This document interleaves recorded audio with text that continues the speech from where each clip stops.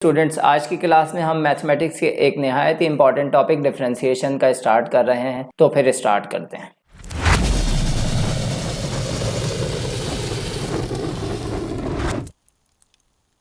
अस्सलामुअलैकुम, I am your teacher Nabeel. Welcome to my YouTube channel math केमिक्स। Basic differentiation को start करने से पहले जो सबसे फर्स्ट टॉपिक किसी भी स्टूडेंट को पता होना लाजमी है वो है कॉन्स्टेंट्स एंड वेरिएबल्स।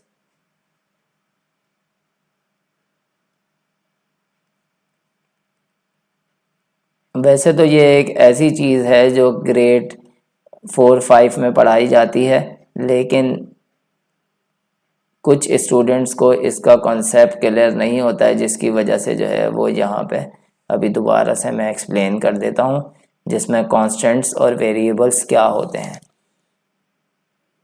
अब अगर हम कांस्टेंट्स की बात करें तो कांस्टेंट्स में कोई भी नंबर जैसा कि 1, 2, 5 और कोई ऐसा नोटेशन या ऐसा सिंबल पाई का, जैसा कि आप सबको पता है कि इसकी वैल्यू 3.14 होती है। इसी तरह से कोई भी कांस्टेंट हो सकता है जिसकी वैल्यू नंबर में हो, वो भी कांस्टेंट में कंसिडर किया जाता है। वेरिएबल्स में हो गए एक्स, वाई, जी।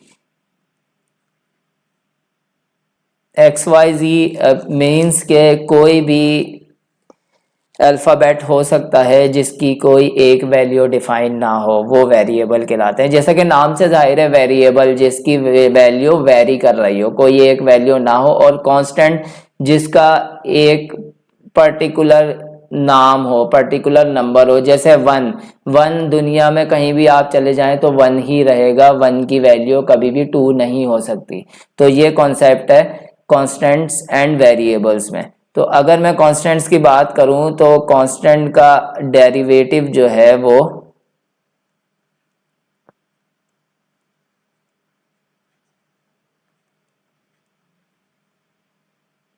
हमेशा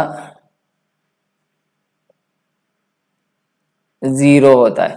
कांस्टेंट का डेरिवेटिव जो है वो 0 होता है। और अगर हम किसी भी वेरिएबल का डेरिवेटिव लेंगे तो वो पॉसिबल है। इट मीन्स कि किसी भी चीज़ का डेरिवेटिव 0 होने का मकसद ये है कि कांस्टेंट का डेरिवेटिव लेना इम्पॉसिबल है।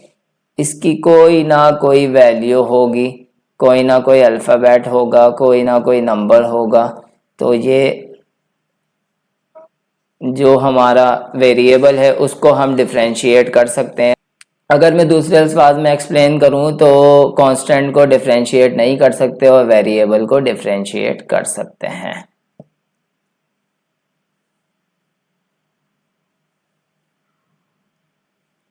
से अगर हम बात करें कि एक इक्वेशन है 2x² प्लस 3x प्लस 4, ये एक अलजबरिक इक्वेशन है जो कि क्वाड्रेटिक इक्वेशन भी कहलाती है, जिसमें सबसे फर्स्ट वैल्यू में x की पावर 2 है और सेकंड में x की पावर 1 है।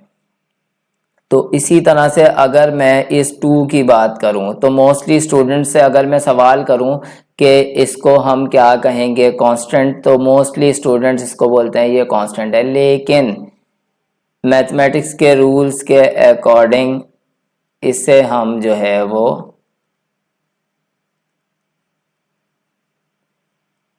कोफिशिएंट कहते हैं। कोफिशिएंट बेसिकली वो नंबर होता है जो किसी वेरिएबल के साथ अटैच हो। जब भी कोई कांस्टेंट किसी वेरिएबल के साथ अटैच होगा तो उसे कांस्टेंट नहीं, उसे कोफिशिएंट कहेंगे। इसी तरह से ये 3 भी जो है वो कोफिशिएंट ही कहलाएगा। But if we talk about this 4, this is not coefficient, this is constant। अगर कांस्टेंट या कोई नंबर विदाउट वेरिएबल है तो वो कांस्टेंट कहलाएगा, और अगर किसी भी वेरिएबल के साथ मल्टीप्लाई हो रहा है तो वो कोफिशिएंट कहलाएगा। Same as I explain on my previous slide, ये दोनों जो हैं वो x की पावर 1 और x², ये दोनों जो हैं वो वेरिएबल्स कहलाएंगे।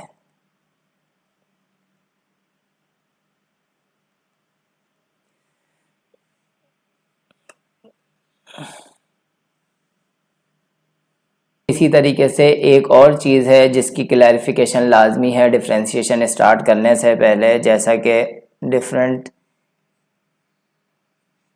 चैप्टर्स में हमने डिफरेंशिएशन के इस तरह से लिखा हुआ देखा है, D upon D X, D upon D Y, D upon D Z.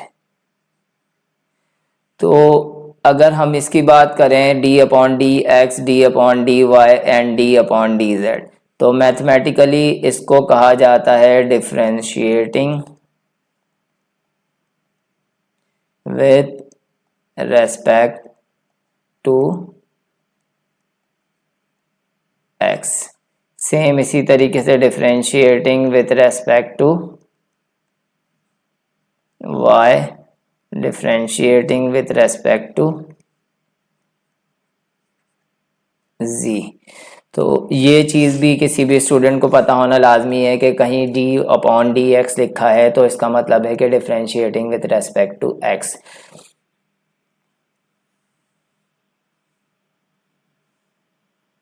आज की क्लास का जो थर्ड सब topic reading function.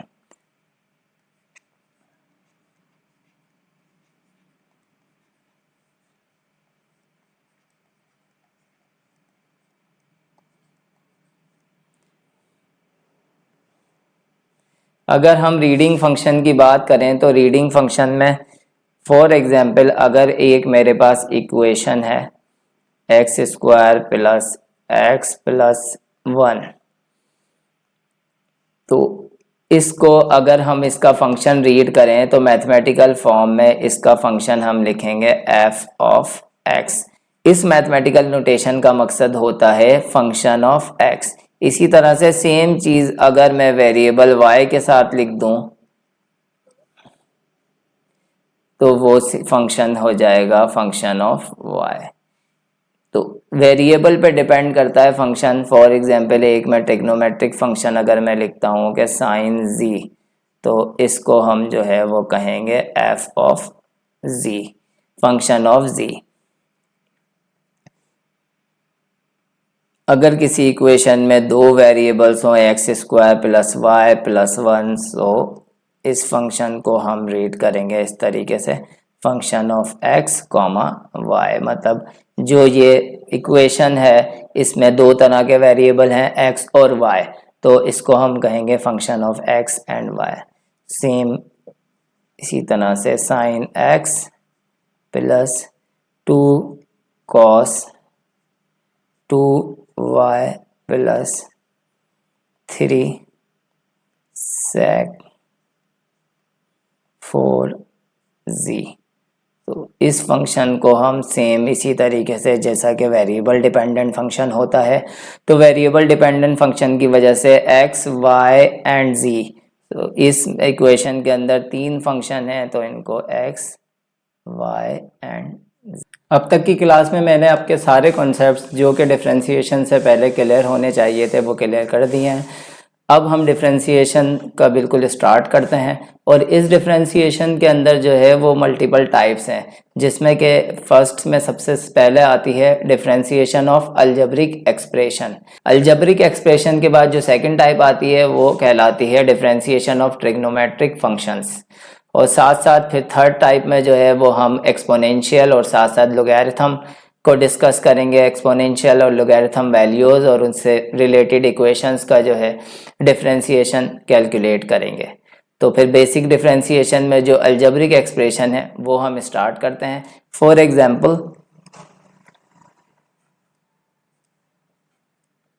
D upon D x, ये डिफरेंशिएशन का बिल्कुल ही बेसिक फॉर्मूला है जो है x की power n। This is x and x की पावर n। अगर हम इस फॉर्मूले को एक्सपेंड करने की बात करें तो n जो पावर होती है वो कांस्टेंट बन जाता है, फिर उसके बाद x की पावर n माइनस 1, देन उसके बाद जो है आगे d अपॉन डी एक्स,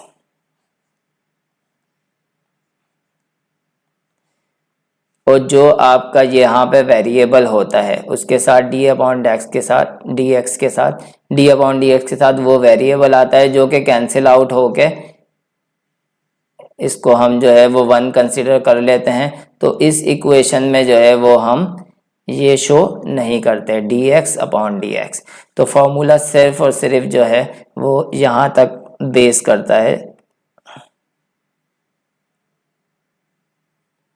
ये पार्ट फॉर्मूले का इंक्लूड नहीं किया जाता। तो इसकी कुछ एग्जाम्पल सॉल्व करते हैं। d upon D x x square. तो सबसे पहले जैसा कि यहाँ पे पावर n थी और यहाँ पे x की पावर 2 है, तो n की जगह 2 पावर जो है वो हमारा कोफिशिएंट बन गई है, तो ये 2 n की जगह आ गया। फिर वेरिएबल जो कि मेन फंक्शन था इक्वेशन का, वेरिएबल के ऊपर पावर जो ऑलरेडी मौजूद थी, पावर में से एक माइनस जो फॉर्मूले का पार्ट है, तो ये इस तरह से हो गया 2 x की पावर 2 माइनस 1 1।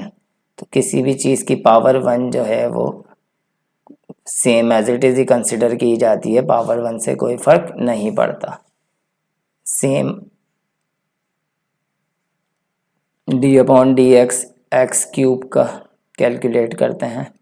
एक्स क्यूब वाले केस में क्या हो सकता है, 3 सबसे पहले जो पावर थी वो कोफिशिएंट बन गई, फिर फंक्शन जो ऑलरेडी मौजूद है और उसके साथ फंक्शन की पावर में से एक माइनस, तो इस तरीके से ये हो गया है हमारे पास 3 x की power 3 minus 1 3x square.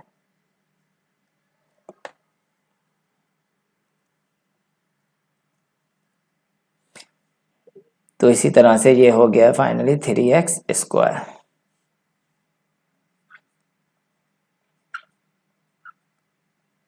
d upon D x x की पावर 4। तो अगर मैं डायरेक्ट इसको लिखूं 4, जो पावर थी कोफिशिएंट बन गया, उसके बाद मेन फंक्शन आ गया और फंक्शन की पावर में से एक कम, तो एक कम अगर कंसीडर करें तो 4x क्यूब।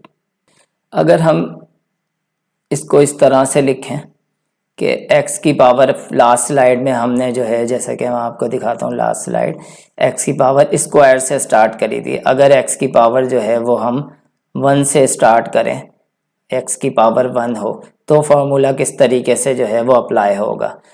सबसे स्टार्ट में जो है वो पावर आती है, पावर कोफिशिएंट बन जाती है, तो दिस इज 1। फिर उसके बाद फंक्शन की पावर में से 1 माइनस, इट मीन्स के 1 माइनस 1, और 1 माइनस 1 ऑलवेज,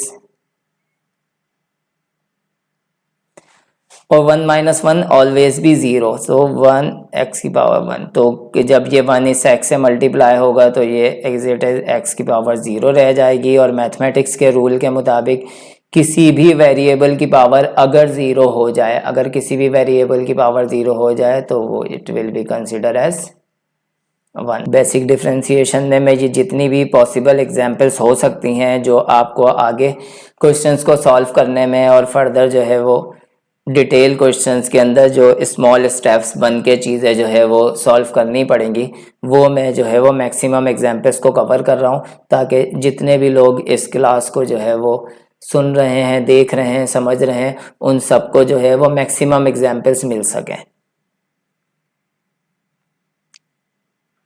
अगर हम 5x, सिंपल 5x का जो है वो डिफरेंशिएशन लें, तो इससे पहले जो हमने जितनी भी इक्वेशंस को सॉल्व किया उसके अंदर जो है वो कोफिशिएंट मौजूद नहीं था। दिस इज कोफिशिएंट, जैसा कि सबसे स्टार्ट में स्लाइड नंबर 1 पे मैंने आपको बताया था कि ये कोफिशिएंट कहलाता है किसी भी वेरिएबल के साथ अगर कोई कांस्टेंट लगा हो।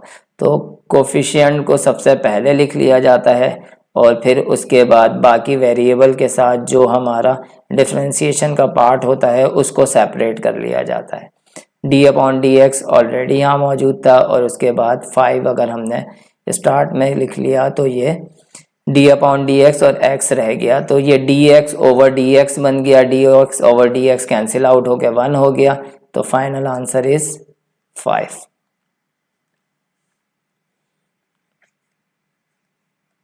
एक और एग्जाम्पल को डिस्कस करते हैं, -7x। सो -7x जो कोफिशिएंट था वो सेपरेट आ गया और dx ओवर dx जो है वो 1 हो जाएगा, तो इसका डेरिवेटिव फाइनली जो है वो हमारे पास -7 होगा। बिल्कुल स्टार्ट ऑफ द क्लास में मैंने आपको बताया था कि कांस्टेंट का डेरिवेटिव जो है वो ज़ीरो होता है, तो उससे रिलेटेड भी एक एग्जांपल को सॉल्व कर लेते हैं जिसमें d अपॉन डी एक्स और कांस्टेंट अगर हम 6 को कंसिडर करें तो इसका डेरिवेटिव होगा 0 जी। तो कांस्टेंट के डेरिवेटिव को एक्सप्लेन करने के लिए कुछ इस तरीके से जो है वो एक इक्वेशन को यूज़ करते हैं ताकि आपको ये कॉन्सेप्ट क्लियर हो जाए कि कांस्टेंट का डेरिवेटिव अगर ज़ीरो होता है तो क्यों होता है एग्जैक्टली ये चीज़ मैं आपको क्लियर करने के लिए एक एडिशनल स्टेप कर रहा हूँ जिसके अंदर 6 और x की पावर अगर मैं यहाँ पे 0 लिखता हूँ तो x की पावर 0 मीन्स 1 और 6 इस 1 से जब मल्टीप्लाई होगा तो ये हो जाएगा 6 1 जार 6। तो इट मीन्स के मैंने इस इक्वेशन के अंदर x की पावर 0 ऐड भी कर दी और कुछ भी नहीं किया। ओवरऑल फाइनल रिजल्ट जो है वो यही रहेगा 6।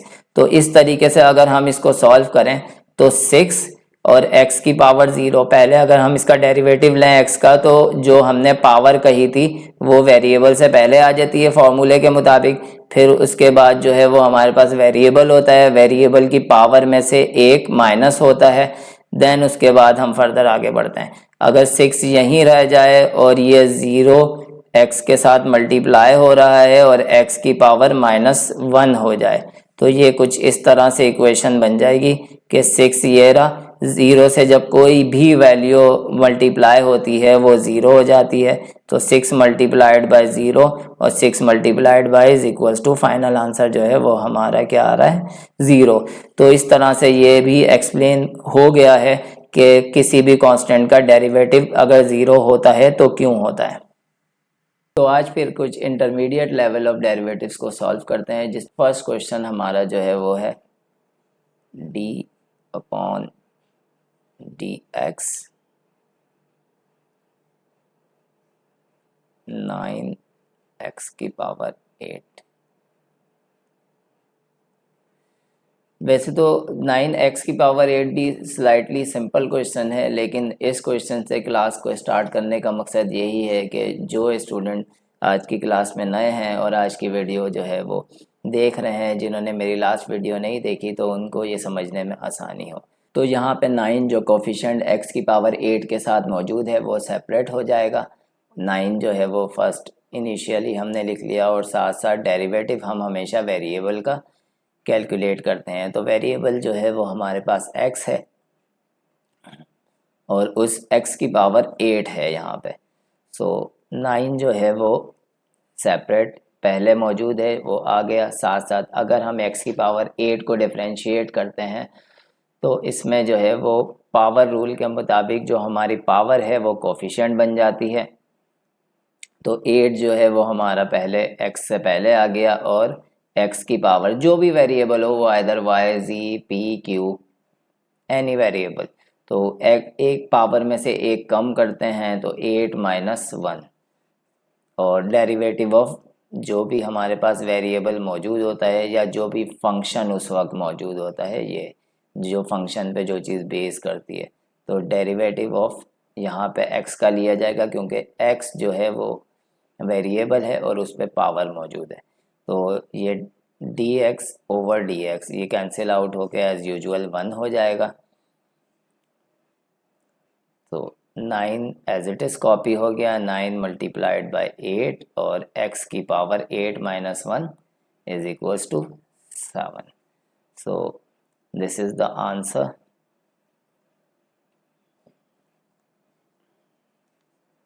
नाइन 8 जार 72,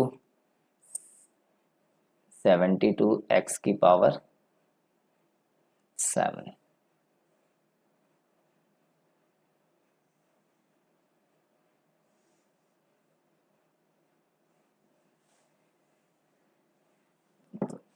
इसी तरह से हम नेक्स्ट क्वेश्चन की तरफ मूव करते हैं।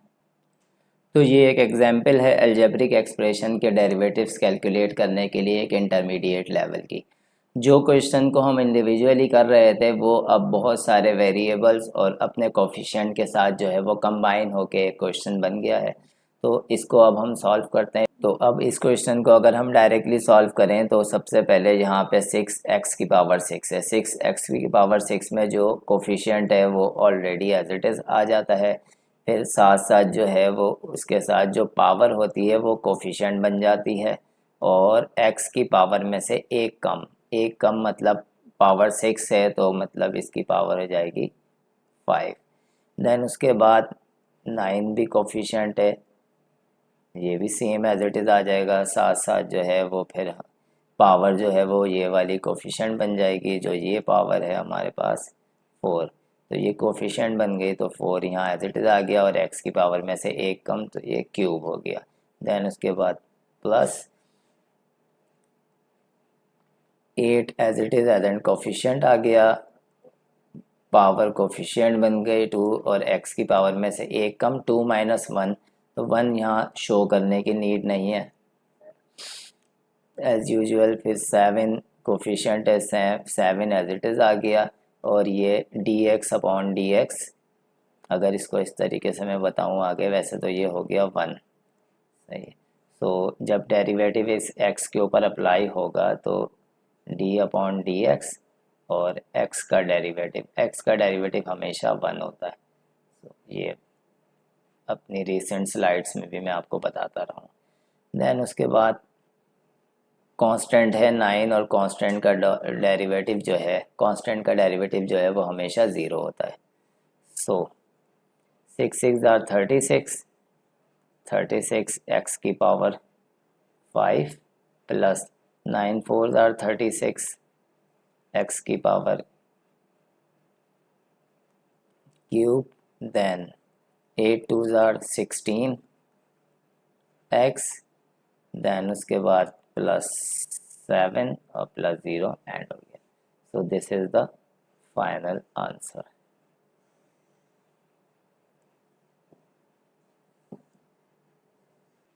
ये एक और एग्जाम्पल को हम सॉल्व करते हैं जो कि थोड़ी कॉम्प्लिकेटेड है। तो इसमें जो है हम पहले इस रूट को जो है वो सॉल्व करके पावर में कन्वर्ट करेंगे। सो इसको इस तरीके से हम कन्वर्ट कर सकते हैं, d अपॉन dx, और जहाँ ये अंदर जो 1 होता है ना, वो यहाँ पे x की पावर 1 है। तो ये इस तरह से ब्रैकेट आ गया x, और इस रूट को सॉल्व करने के लिए जो 1 होता है हमेशा, जो अंदर रूट के अंदर वेरिएबल की पावर होती है वो न्यूमरेटर में आती है, और जो बाहर अंडर रूट के वैल्यू होती है वो डिनोमिनेटर में आती है। तो इस तरह इस अंडर रूट को मैंने जो है वो पावर में कन्वर्ट कर लिया है। नॉर्मली वैसे भी जो है ये एक अंडरस्टूड सी बात है कि किसी भी स्टूडेंट को अंडर रूट की वैल्यू 1/2 होती है, लेकिन ये समझाने का मकसद ये है कि यहाँ पे 3 भी हो सकता है और यहाँ पे 4 हो सकता है। जब बाहर 3 होगा अंदर 4 होगा तो ये ब्रैकेट के ऊपर पावर 4/3 हो जाएगी। हमेशा जो अंदर वेरिएबल पे पावर होगी वो न्यूमरेटर में आएगी, और जो बाहर वैल्यू होगी वो डिनोमिनेटर में आएगी। तो इसको फर्दर आगे सॉल्व अगर हम करें तो ये इस तरीके से हो जाएगा, d अपॉन dx, x की पावर 1/2। तो इसको अगर हम सॉल्व करते हैं तो यहाँ पे कोई कोफिशिएंट मौजूद है नहीं, तो लिखने की ज़रूरत है नहीं। तो पावर जो है वो कोफिशिएंट बन गई 1/2, देन वेरिएबल, और वेरिएबल की पावर में से एक कम 1/2 माइनस 1। तो यहाँ हमें 1/2 माइनस 1 का जो है वो एलसीएम लेना पड़ेगा। यहाँ पे मैं एक रफ वर्क करता हूँ, 1/2 minus 1, this is our rough work. तो इसको कुछ इस तरीके से सॉल्व करते हैं कि 1/2 माइनस 1 को अगर मैं इस तरीके से लिखूँ 2/2, तो इट मीन्स कि मैंने कुछ भी नहीं किया, ये 2 एंड 2 कैंसिल होके दोबारा से 1 बन जाएंगे। तो अगर मैं एलसीएम लेता हूँ तो कभी भी एलसीएम लेते वक्त जो है वो अगर डिनोमिनेटर सेम हो तो वो 1 टाइम नीचे लिख लिया जाता है और न्यूमरेटर्स को माइनस कर दिया जाता है। तो +1 -2, तो इसका फाइनल आंसर जो है हमारे पास -1 आएगा। प्लस माइनस माइनस होता है, तो 2 में से माइनस किया 1 तो 1 आ गया, और हमेशा ग्रेटर नंबर का साइन लगता है तो माइनस, और डिनोमिनेटर में 2 एज इट इज़ है।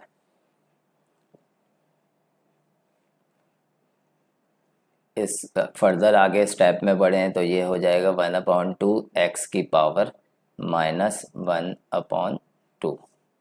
और इससे नेक्स्ट स्टेप में क्वेश्चन को सॉल्व करते हैं तो 1 न्यूमरेटर में, ये जब x नीचे डिनोमिनेटर में आएगा तो ये इसकी पावर प्लस में हो जाएगी। ये मैथमेटिक्स का रूल है, किसी चीज़ की पावर अगर न्यूमरेटर में माइनस में है तो डिनोमिनेटर में प्लस में हो जाएगी, अगर न्यूमरेटर में प्लस में है तो डिनोमिनेटर में मूव करते वक्त माइनस में हो जाएगी।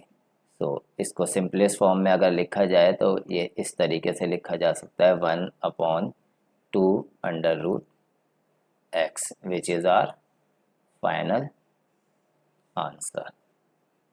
जी, similarly as compare to last question one more example हम सॉल्व करते हैं, और इसमें कुछ वैल्यूज़ और फंक्शंस मैंने चेंज किए हैं तो ताकि स्टूडेंट को फर्दर मैं डिस्क्राइब कर सकूं कि अगर वेरिएबल चेंज हो और अंदर वाले वेरिएबल की पावर और अंडर रूट के बाहर नंबर चेंज हो तो क्वेश्चन में क्या चेंज आएगा और उसको किस तरीके से सॉल्व करेंगे। तो इसे सॉल्व करते हैं। पहले इसको सिंपलेस्ट फॉर्म में लिखते हैं d/dy। अब देख लें, अब d/dx ख़त्म हो गया, वेरिएबल चेंज किया है तो ये d/dy आ गया, बिकॉज यहाँ पे हमारे पास वेरिएबल क्वेश्चन के अंदर y मौजूद था तो dy यूज़ करेंगे। इसी तरह से अगर dz हो तो dz होगा।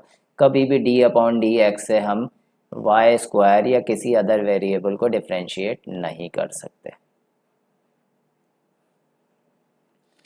तो जैसा कि मैंने लास्ट क्वेश्चन में बताया था, इसको हम इस तरीके से लिख सकते हैं कि y की पावर जो अंदर वेरिएबल पे पावर होती है, जैसा कि y के ऊपर यहाँ मौजूद है स्क्वायर, वो न्यूमरेटर में आएगा और डिनोमिनेटर में जो बाहर नंबर होता है वो डिनोमिनेटर में आता है, 9 यहाँ आ गया। इसको फर्दर सिंप्लीफाई करते हैं तो d/dy x की पावर 2/9। अब इसका डेरिवेटिव लेते हैं तो पावर सबसे पहले कोफिशिएंट बन जाती है 2/9 एंड y की पावर 2/9 और पावर में से एक कम। रफ वर्क में इसे सॉल्व करते हैं 2/9 - 1, और जब भी 1 हो तो हम इसका ट्रिक ये होती है कि जो पहले वाले नंबर के, जो पहले वाली आपकी एक वैल्यू है उसमें जो डिनोमिनेटर में नंबर है उसी से जो है वो न्यूमरेटर में और उसी को ही डिनोमिनेटर में रख के एक दूसरे से डिवाइड कर दें। इससे यही होता है कि जब 9 और 9 आपस में कैंसिल हो जाएंगे और फाइनल आंसर 1 ही आएगा। तो मैथमेटिक्स में कुछ इसी तरीके से होता है कि हमने अपना क्वेश्चन को सॉल्व करने के लिए आगे का स्टेप भी बना लिया और हमने कुछ किया भी नहीं। तो अब इस तरीके से डिनोमिनेटर जो है वो 9 हो गया और यहाँ 2 - 9 हो गया, तो यहाँ हो गया प्लस माइनस माइनस 9 - 2 7 और माइनस का 7 बिकॉज ग्रेटर नंबर जो है वो 9 है और 9 के साथ जो है वो माइनस का साइन है, तो 7/9। इसी तरीके से यहाँ पे ये 2/9 और y की पावर -7/9। फर्दर अगर हम इसे सॉल्व करें तो 2/9 एज इट इज़ मौजूद है एंड y की पावर जब ऊपर माइनस में थी तो नीचे आके वो प्लस में हो जाएगी, न्यूमरेटर से डिनोमिनेटर में आई है। और एज़ यूजुअल जैसा कि मैंने आपको ट्रिक बताई थी इसको लिखने का तरीका, तो हम इसको इस तरीके से भी सिंपलेस्ट फॉर्म में लिख सकते हैं 2/9 और अंडर रूट में। क्वेश्चन में देखें कि जो अंदर वेरिएबल पे पावर थी वो आई थी न्यूमरेटर के अंदर, ठीक है। तो यहाँ पे न्यूमरेटर में जो पावर है वो अंदर वेरिएबल के साथ आएगी और जो डिनोमिनेटर है वो बाहर अंडर रूट के साथ आएगा। तो this is the final answer of this question. मेरी मेन कोशिश ये है कि हमें हर तरह की जितनी भी डिफरेंशिएशन में अलजेब्रिक एक्सप्रेशन के हवाले से एग्जाम्पल्स हैं उनकी सबकी एक एक एग्जाम्पल को कवर करूं। तो ये एक अनदर एग्जाम्पल है जिसमें हमारे पास वेरिएबल जो है इसका वो डिनोमिनेटर में मौजूद है ऑलरेडी। तो इस तरह की क्वेश्चन को सॉल्व करने के लिए हम क्या करेंगे, सबसे पहले जो है वो इस क्वेश्चन को सिंपलेस्ट फॉर्म में लिखेंगे मैथमेटिकल रूल्स के मुताबिक। सिंपलेस्ट फॉर्म में लिखने के बाद आगे डिफ्रेंशिएट करेंगे। तो मैंने जैसे कि आपको बताया था कि जब भी कोई वेरिएबल पावर के साथ न्यूमरेटर में होगा और वो डिनोमिनेटर में शिफ्ट करेंगे तो उसका साइन ऑपोजिट हो जाएगा, आइदर पॉजिटिव है तो नेगेटिव और नेगेटिव है तो पॉजिटिव हो जाएगा। अभी हमारे पास पावर और वेरिएबल दोनों डिनोमिनेटर में मौजूद हैं और जब तक ये न्यूमरेटर में नहीं जाएगा हम इसे डिफ्रेंशिएट नहीं कर सकते डेरिवेटिव्स के रूल के अकॉर्डिंग।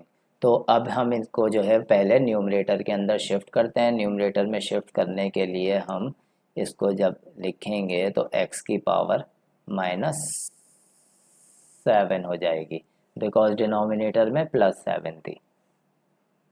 अब फर्दर इसको सॉल्व करते हैं as it is power rule के मुताबिक। -7 पावर कोफिशिएंट बन गई है, फिर उसके बाद जो है वो x पावर में से एक कम -7 -1, सो -7 एज इट इज़ आ गया। x की पावर -7 -1 माइनस माइनस प्लस होता है, माइनस माइनस प्लस होता है तो x की पावर -8 हो गया और साइन जो है वो हमेशा ग्रेटर नंबर का रहता है। तो इसको इस तरीके से भी लिखा जा सकता है -7 और x जो है वो पावर नेगेटिव है न्यूमरेटर के अंदर, उसको अगर डिनोमिनेटर में मैं शिफ्ट करूँगा तो ये पावर पॉजिटिव हो जाएगी। तो this is the final answer of this example. जी, तो ट्रिग्नोमेट्रिक फंक्शंस के डेरिवेटिव सॉल्व करने से पहले जो है वो कुछ फार्मूलाज का पता होना बहुत ज़रूरी है। तो उन फार्मूलाज को जो है वो मैं आपको पहले बता देता हूँ, देन उसके बाद जो है वो हम उससे रिलेटेड क्वेश्चंस को सॉल्व करेंगे।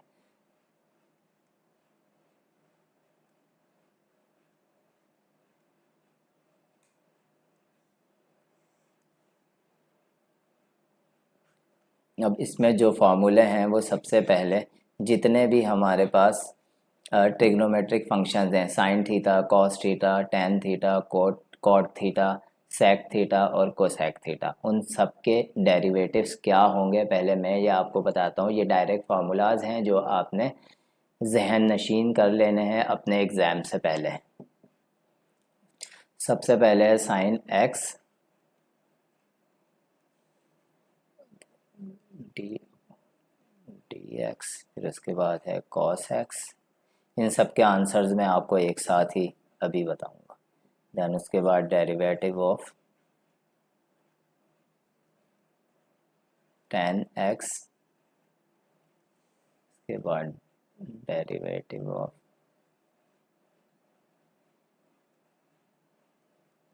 कॉट एक्स, उसके बाद derivative of sec x, then derivative of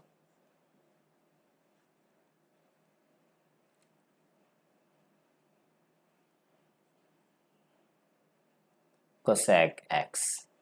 derivative of sine x होता है कॉस एक्स और कॉस एक्स होता है माइनस साइन एक्स। इसी तरह से डेरिवेटिव ऑफ टेन एक्स होता है सेक स्क्वायर एक्स और कॉट एक्स का होता है माइनस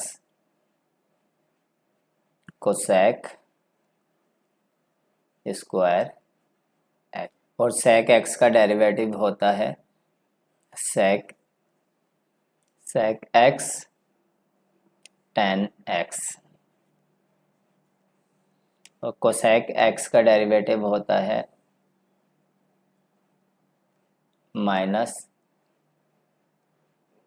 कोसेक एक्स और कॉट एक्स। तो ये 6 फार्मूलाज हैं जो ट्रिग्नोमेट्रिक फंक्शंस के डेरिवेटिव कैलकुलेट करने के लिए आप लोगों को पता होना चाहिए। तो आगे मूव करते हैं कुछ एग्जाम्पल्स और क्वेश्चंस की तरफ।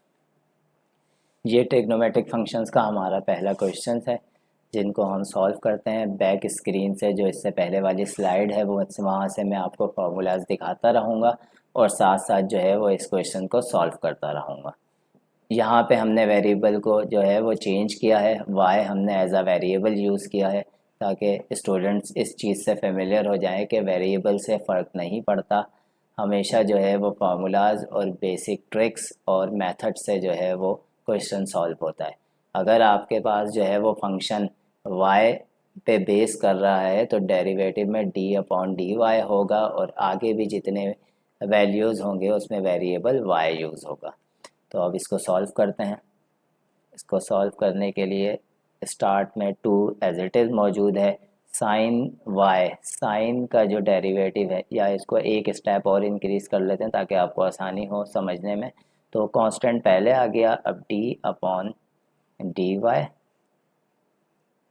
साइन y पहले सेपरेट कर लिया जाए सारे कांस्टेंट्स को, कांस्टेंट्स कोफिशिएंट्स कहलाते हैं ये। देन उसके अलावा 9 जो है उसको भी सेपरेट कर लिया, d/dy इन सब के साथ इंडिविजुअली अटैच हो जाएगा ताकि इन सब को डिफ्रेंशिएट किया जा सकता है, किया जा सके। कोसेक y प्लस 4 सेपरेट हो गया, d/dy this is tan y। अब इनको प्रीवियस जो स्लाइड पे फार्मूलाज हैं उसके मुताबिक सॉल्व करते हैं। 2 एज इट इज़ आ गया, d/dy और साइन y किसके इक्वल है मैं आपको बताता हूँ। साइन x जो है वो cos x के इक्वल है, तो साइन y जो है this one, sine x cos x के इक्वल है तो साइन y cos y के इक्वल होगा। तो sine y is equals to cos y, then उसके बाद -9। अब यहाँ पे डेरिवेटिव लेना है हमने कोसेक y का। कोसेक x इक्वल है माइनस कोसेक x और कॉट x, तो सिंपली वेरिएबल चेंज होगा, तो इसका आंसर हमारा होगा माइनस कोसेक कॉट। को ब्रैकेट में रखते हैं minus cosec y and cot y। इसके बाद 4 एज इट इज़ आ गया। tan y का डेरिवेटिव क्या होगा, tan x is equals to sec square x, तो tan y is equals to sec square y। 2 cos y minus minus plus 9 cosec y cot y plus अब ये 4 सेक square y। उम्मीद है कि ये क्वेश्चन आपको समझ आ गया होगा। इसी तरह की एक और एग्जाम्पल को सॉल्व करते हैं। यहाँ पे मैंने वेरिएबल t को लिया है, पहले से d/dt इनको सबको जो है वो इसके साथ में अटैच कर देता हूँ। 9 कोफिशिएंट है, सेपरेट हो गया, d/dt 9 यहाँ आ गया तो यहाँ रह गया सिर्फ और सिर्फ सेक t, जिसको हमें डिफ्रेंशिएट करना है। 3 एज इट इज़ आ गया, d/dt कॉट t। ये कॉट के साथ ऑलरेडी t है तो इस t से कंफ्यूज नहीं होइएगा, इसको मैंने थोड़ा सा सेपरेट करके लिखा है इसी वजह से। देन उसके बाद 8 d/dt एंड cos t। उसी फार्मूला शीट को देखते हुए इसको सॉल्व करते हैं। सबसे पहले हमने जो है वो सेक t को डिफ्रेंशिएट करना है। 9 एज इट इज़ आ गया। सेक को डिफ्रेंशिएट करने के लिए सेक का फॉर्मूला है सेक x tan x, तो इसको जब डिफ्रेंशिएट करेंगे तो ये हो जाएगा sec t tan t minus 3।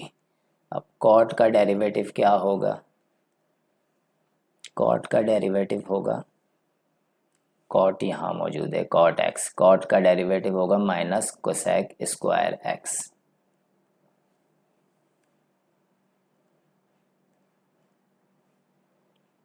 Minus cosec square t then plus 8, और कॉस का डेरिवेटिव माइनस साइन होता है, यहाँ पे दोबारा से मैं आपको चेक भी करवा देता हूँ। Cos x is equal to minus sine x, this is minus sin t. So the final answer is 9 sec t tan t minus minus plus 3 cosec square t plus minus minus 8 sin t. So this is the final answer of this. Derivative of exponential function में फार्मूले से start करते हैं। Exponential function का derivative calculate करने के लिए formula होता है d upon D box and e box. E box मतलब एक्सपोनेंशियल फंक्शन के ऊपर कोई भी वेरिएबल, यहाँ पे कोई भी वेरिएबल आ सकता है एक्स वाई जी। तो इसको डेरिवेटिव अगर हम इसका लेंगे तो फार्मूले में पहले तो एक्सपोनेंशियल अपने वेरिएबल के साथ एज इट इज आ जाता है E box, then derivative of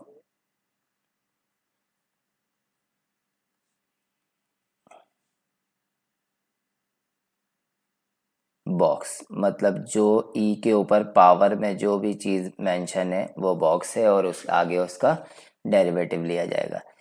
इसको मैं अगर x की फॉर्म में कन्वर्ट करता हूँ इस फॉर्मूले को, तो ये हो जाएगा d upon D x E to the power x। तो इस तरीके से ये e to the power x और derivative of x, dx cancel हो जाता है जैसा कि मैंने प्रीवियस बताया था। तो हमेशा x का डेरिवेटिव जो है वो ex आता है। नेक्स्ट क्वेश्चन की तरफ मूव करते हैं। ये एक और एग्जाम्पल है हमारे पास e to the power 9x। तो इसको अगर आगे फर्दर सॉल्व करें तो फार्मूले के मुताबिक ई बॉक्स मतलब e to the power 9x and derivative of box. Derivative of box हमारे पास 9x है, तो e की power 9x as it is रहेगा, और 9 कांस्टेंट है तो डेरिवेटिव से पहले आ जाएगा और वेरिएबल का डेरिवेटिव कैलकुलेट किया जाएगा। वेरिएबल x है, dx ओवर dx कैंसिल हो गया, तो फाइनल आंसर हमारा हो गया 9 e की पावर 9x।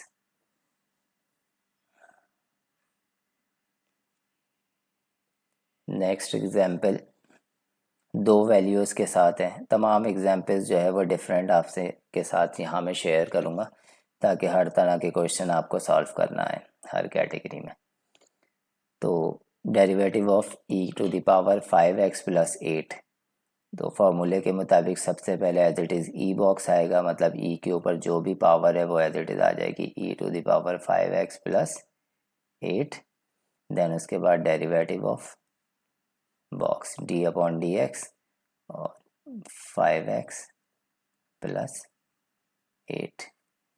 इसको आगे फर्दर अगर सॉल्व करें तो ये तो सेम एज इट इज़ रहेगा e की पावर 5x प्लस 8। देन उसके बाद इसको आगे ये सेपरेट हो जाएगा दोनों वैल्यूज़ के साथ d upon D x 5x, इसको यहाँ हम ब्रैकेट लगा लेते हैं। देन उसके बाद plus d upon D x और 8। तो e to the power 5x plus 8, यहाँ पे कांस्टेंट डेरिवेटिव से पहले आ जाएगा डी अपॉन डी एक्स, और वेरिएबल x है तो dx ओवर dx कैंसिल हो गया, प्लस कांस्टेंट का डेरिवेटिव होता है 0। तो अंदर ब्रैकेट के अंदर ओनली जो वैल्यू रह गई है वो है 5। तो 5 जो है वो फिर यहाँ पहले आ जाएगा बिकॉज 5 कांस्टेंट है। e⁻, 5x प्लस 8, ये फाइनल आंसर। अनदर एग्जाम्पल, अब यहाँ e की पावर पे भी पावर है, तो ये थोड़ी एक डिफरेंट एग्जाम्पल है, तो इसको केयरफुली समझिएगा आप। Similarly e box e X square, then उसके बाद डेरिवेटिव ऑफ बॉक्स। बॉक्स है हमारे पास X square, so E box as it is लिख लेंगे e की पावर एक्स स्क्वायर, और derivative of box power rule के मुताबिक अगर इसको सॉल्व करें हम तो 2 जो पावर है वो कोफिशिएंट बन गई, और फिर वेरिएबल की पावर में से एक कम 2 minus 1, then derivative of variable d upon D x, यहाँ वेरिएबल x है तो ये x और x हो गया कैंसिल। तो इस तरीके से 2 कोफिशिएंट है वो पहले आ गया, देन उसके बाद x की पावर 2 माइनस 1 सिंपल x रह जाएगा, तो x यहाँ एज इट इज़ रह गया, और e की पावर एक्स स्क्वायर। ये सिंपल अरेंजमेंट की है, सबसे पहले कोफिशिएंट, फिर वेरिएबल, और फिर उसके बाद लास्ट में एक्सपोनेंशियल फंक्शन। ये फाइनल आंसर। देन उसके बाद अब स्लाइटली डिफरेंट सिनेरियो है, 5e⁻x क्यूब। सो इसको हम सॉल्व करेंगे तो 5 सबसे पहले जो है वो सेपरेट हो गया क्योंकि कांस्टेंट है, और देन उसके बाद हमने जो डेरिवेटिव लेना है वो सिंपल एक्सपोनेंशियल फंक्शन का लेना है e⁻x क्यूब। देन उसके बाद अगर हम अगले स्टेप में जाएं तो 5 एज इट इज़ रहेगा e⁻x क्यूब, देन उसके बाद डेरिवेटिव ऑफ बॉक्स, मतलब बॉक्स यहाँ पे ये चीज़ थी, तो डेरिवेटिव ऑफ x क्यूब। तो इस तरीके से अगर फर्दर आगे बढ़ें तो 5 कोफिशिएंट था पहले आ गया e⁻x क्यूब, देन उसके बाद यहाँ पे पावर रूल दोबारा लगेगा 3, x की वेरिएबल की पावर में से 1 माइनस 3 माइनस 1, और डेरिवेटिव ऑफ वेरिएबल, तो ये तो हमेशा x ही होता है, अगर x के अलावा कुछ हो तो फर्दर आगे डिफ्रेंशिएट होगा, अदरवाइज़ ये 1 हो जाएगा। दोबारा से रीअरेंजमेंट कर लेते हैं, 3 और ये 5 आपस में हो जाएंगे मल्टीप्लाई, 15 हो गए। देन उसके बाद वेरिएबल आएगा, वेरिएबल की पावर 3 माइनस 1 जो है वो एक्स स्क्वायर हो गई, और e⁻x cube. This is the final answer. ये एक और एग्जाम्पल है जिसमें एक्सपोनेंशियल फंक्शन की पावर जो है वो ट्रिग्नोमेट्रिक फंक्शन है। ये स्लाइटली डिफरेंट क्वेश्चन है, तो बी फोकस ऑन इट। फॉर्मूले के मुताबिक सबसे पहले ई बॉक्स जो है वो कॉट एक्स है हमारे पास, तो फिर डेरिवेटिव ऑफ बॉक्स, तो डेरिवेटिव ऑफ बॉक्स जो है वो बॉक्स हमारे पास यहाँ पे है कॉट एक्स, तो इस तरीके से हो जाएगा ई की पावर कॉट एक्स, और कॉट का डेरिवेटिव होता है माइनस कोसेक स्क्वायर एक्स, और डेरिवेटिव ऑफ जो यहाँ पे वेरिएबल होगा ट्रिग्नोमेट्रिक फंक्शन के साथ, तो वो x है, तो dx कैंसिल हो गया। फाइनल आंसर इस तरीके से आ गया, e की पावर कॉट एक्स, देन उसके बाद डॉट ब्रैकेट में माइनस कोसेक स्क्वायर एक्स। अगर इसको अरेंज करें प्रॉपर तो माइनस का साइन पहले और उसके बाद cosec square X E to the power cot X. बीच में डॉट लगाना ज़रूरी है वरना ऐसा लगेगा कि ये पूरा एंगल है कोसेक का। ठीक है। डेरिवेटिव लोगैरिथमिक फंक्शन का कैलकुलेट करने के लिए फॉर्मूला होता है D upon D box bracket में L N box is equals to 1 upon box और डेरिवेटिव ऑफ बॉक्स। बॉक्स हमेशा वेरिएबल होता है, मैंने आपको पहले भी बताया। अगर इसको एक्स में कन्वर्ट करें तो d upon D x l n x is equals to 1 upon x और डेरिवेटिव ऑफ एक्स। ये 1 हो जाता है तो एक्स का डेरिवेटिव सिर्फ और सिर्फ होता है 1 अपॉन एक्स, या फिर इसको हम एक्स की पावर -1 भी लिख सकते हैं। ये हमारा आंसर होता है। एक एग्जाम्पल को सॉल्व करते हैं लोगैरिथमिक फंक्शन के हवाले से।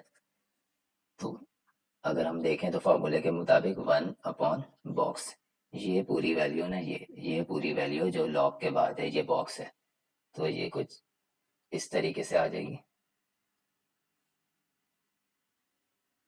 नीचे आ गया एक्स क्यूब प्लस 9, सो ये हो गया 1 अपॉन बॉक्स और derivative of box D upon D x, और बॉक्स है एक्स क्यूब प्लस 9। तो इस तरीके से हो गया हमारे पास।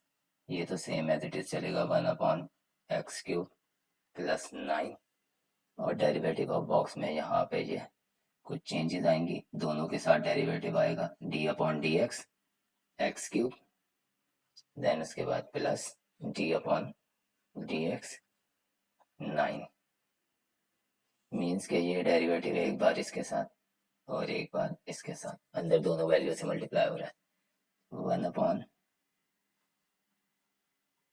X cube plus 9। ब्रैकेट को सॉल्व करते हैं। ब्रैकेट में ये दोनों वैल्यूज के साथ आ चुका है। अब इसको पावर रूल के मुताबिक सॉल्व करते हैं। पहले आ गई पावर, फिर वेरिएबल में से एक कम 3 - 1, then derivative of variable.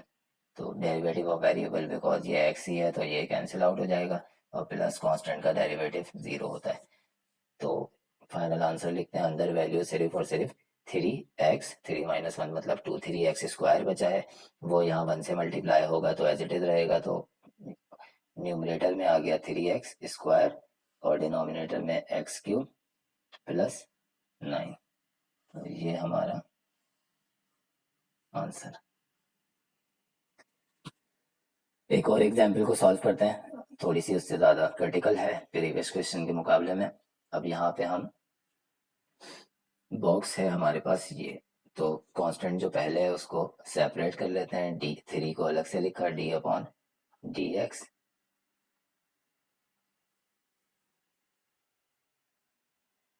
L n 8x plus 7।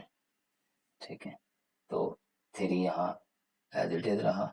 Then उसके बाद अगर यहाँ पे ये बॉक्स है तो 1 अपॉन बॉक्स मीन्स 3 के साथ अब आगे मल्टीप्लीकेशन होगी 1 upon box 8x plus 7 dot derivative of box D upon D x 8x plus 7।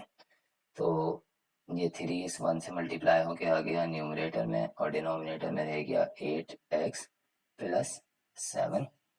Then ये अंदर दोनों वैल्यू से जो है वो मल्टीप्लाई हो जाएगा, तो ये हो गया डी अपॉन डी एक्स। अब इसको ब्रैकेट में रखते हैं बिकॉज अंदर दो वैल्यू है, D upon D x 8x और plus d upon D x 7। तो 3 upon 8x plus 7 as it is रहा। जब इस पे डेरिवेटिव अप्लाई करेंगे तो कांस्टेंट अलग से आ गया सेपरेटली और dx ओवर dx बन गया, ये dx हो गया कैंसिल, प्लस कांस्टेंट का डेरिवेटिव 0, तो अंदर सिर्फ 8 प्लस 0 8 रह गया। ये 8 जब इस 3 से मल्टीप्लाई होगा तो 8 3 24 हो जाएंगे, 24 डिवाइडेड बाय 8x प्लस 7, ये हमारा आंसर हो गया। आज के लेक्चर की लास्ट और मोस्ट क्रिटिकल प्रॉब्लम, जिसके अंदर हमें ट्रिग्नोमेट्रिक फंक्शन भी दिखेगा और अलजेब्रिक एक्सप्रेशन भी दिखेगा, लेकिन फॉर्मूला हमने लोगैरिथमिक फंक्शन पे अप्लाई करना है। तो कुछ इसको सिंप्लीफाइड फॉर्म में लिख लेते हैं। 9 जो है वो कांस्टेंट है, उसको सेपरेट ले आते हैं। देन उसके बाद d अपॉन डी एक्स और ln cos x plus cosec 8x then plus 9x square. अब नेक्स्ट स्टेप में 9 एज इट इज आ गया। देन उसके बाद इस बॉक्स पे जो है, ये बॉक्स है, ये वेरिएबल है टोटल पूरा, जिसके ऊपर जो है फॉर्मूला अप्लाई होना है।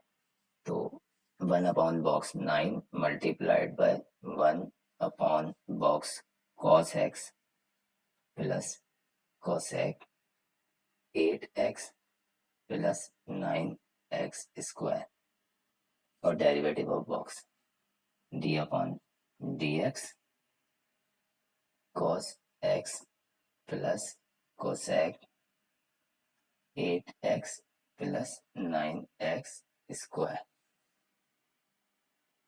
अब ये 9 इस 1 से मल्टीप्लाई होकर न्यूमरेटर बन गया, नीचे वैल्यूज हमारे पास रह जाएंगी cos x plus cosec 8x plus 9x square और डेरिवेटिव इन सबसे अंदर जाके पहले इससे फिर इससे और फिर इससे मल्टीप्लाई हो जाएगा। तो ये हो गया, ब्रैकेट लगा लेते हैं, d upon D x cos x plus d upon D x cosec 8x plus d upon D x 9x square. अब इन सब पे हम डेरिवेटिव अप्लाई करते हैं। जी, तो न्यूमरेटर में 9 और नीचे वाली value same as it is आ जाएगी, cos x plus cosec 8x plus 9x square. cos का डेरिवेटिव होता है माइनस साइन, तो ये हो गया माइनस साइन x और डेरिवेटिव ऑफ वेरिएबल या बॉक्स, तो वो हो जाएगा dx कैंसिल हो जाएगा। देन प्लस cosec का होता है minus cosec 8x cot 8x। मतलब यहाँ पे सिर्फ अगर x होता तो यहाँ पे भी x ही आता, यहाँ पे एंगल 8x है तो यहाँ पे भी 8x है। Minus cosec 8x cot x और डेरिवेटिव ऑफ बॉक्स, अब यहाँ पे हमारे काम का होगा d अपॉन डी एक्स और 8x, क्योंकि यहाँ पे सिंपल x नहीं है, हर बार तो x होता था कैंसिल हो जाता था, लेकिन यहाँ पे एंगल या वेरिएबल या बॉक्स 8x है। देन आगे 9 जो है वो कांस्टेंट अलग हो गया और d अपॉन डी एक्स और ये है x स्क्वायर। आगे फर्दर स्टेप पे चलते हैं। 9 over cos x plus cosec 8x plus 9x square. Then उसके बाद ये यहाँ हो गया सिंपल माइनस का साइन x और ये हो गया माइनस का प्लस माइनस माइनस, तो माइनस का cosec 8x और cot 8x। Then derivative of box के लिए जो है मल्टीप्लाइड बाय 8 अलग हो जाएगा और डेरिवेटिव ऑफ x, अब जो है वो बॉक्स सिर्फ x है तो यहाँ जाके ये कैंसिल हो गया। देन उसके बाद प्लस 9 यहाँ एज इट इज आ गया। Then multiplied by power rule लगेगा, पहले पावर कोफिशिएंट बन जाएगी, फिर पावर में से एक कम 2 माइनस 1 और then derivative of variable dx cancel हो गया, 1 हो गया। आगे बढ़ते हैं।